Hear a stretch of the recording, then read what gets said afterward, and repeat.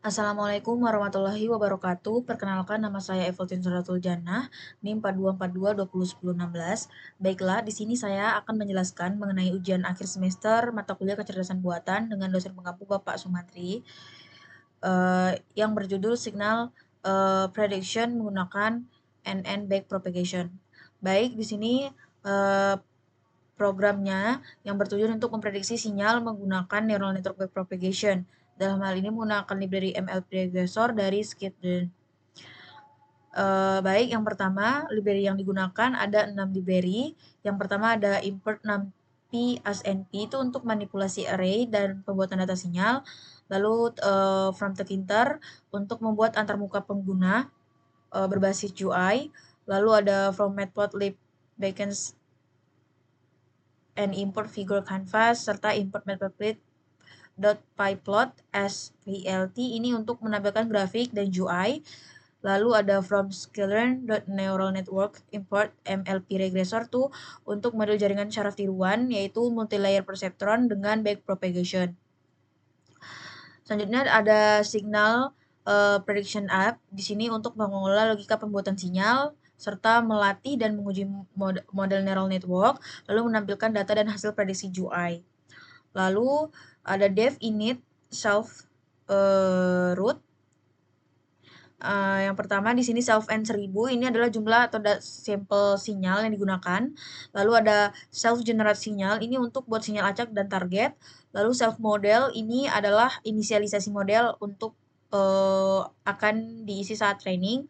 Lalu membuat input UI dan approach learning rate dan batch size serta membuat tombol training dan testing pada UI. Lalu juga untuk inisialisasi area plot menggunakan matplotlib. Lalu ada pada bagian generate signal ini berfungsi untuk membuat dua sinyal acak yaitu X1 menggunakan sinyal sinus plus noise, untuk X2 itu sinyal cosinus plus noise, serta membuat target Y sebagai kombinasi dari X1 dan X2.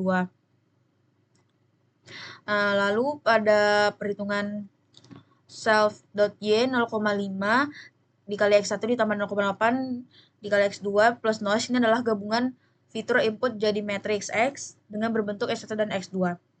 Lalu ada depth training data ini untuk menampilkan sinyal X1 dan X2 dan Y di subplot pertama serta menyiapkan subplot kedua.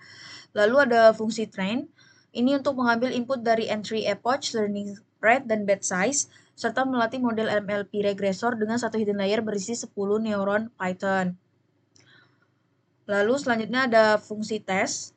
Fungsi tes ini untuk melakukan prediksi pada sinyal X menggunakan model yang telah dilatih serta menampilkan perbandingan Y asli dan Y hasil prediksi di subplot kedua.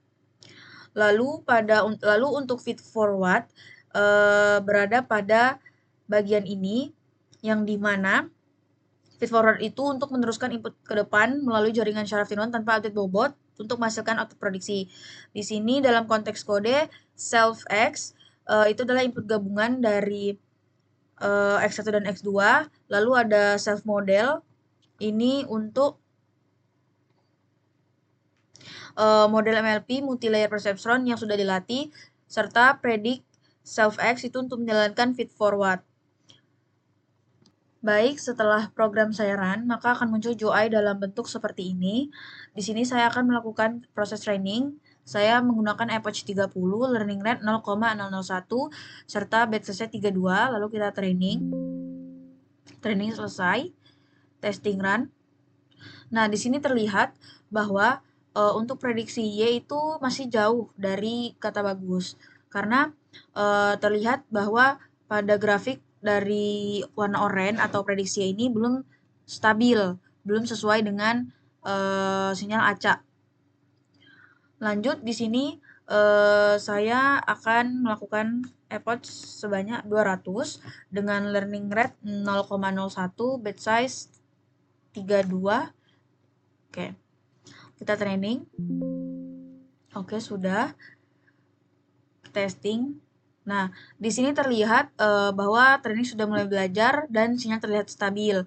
Nah, dan pola prediksi Y mulai mendekati true Y, tetapi masih ada selisih yang mencolok pada approach 200 dan learning rate 0,01. Lalu kita coba lagi di approach 500 dengan batch size learning rate-nya 0,01, batch size 32, training, testing run. Nah, pada proses training cukup stabil dan berulang, menandakan convergence. Nah, untuk testing, prediksi Y juga sangat mendeteksi true Y nyaris tumpang tindih. Lalu kita coba naikkan epoch menjadi 800 dengan batch size-nya 0,1, batch size 32, training. Di sini sinyal masih terlihat rapi, namun bisa jadi terlalu cepat convergence. Nah, pada testing, prediksinya tetap tumpang tindih dengan true Y, tapi sedikit lebih kasar.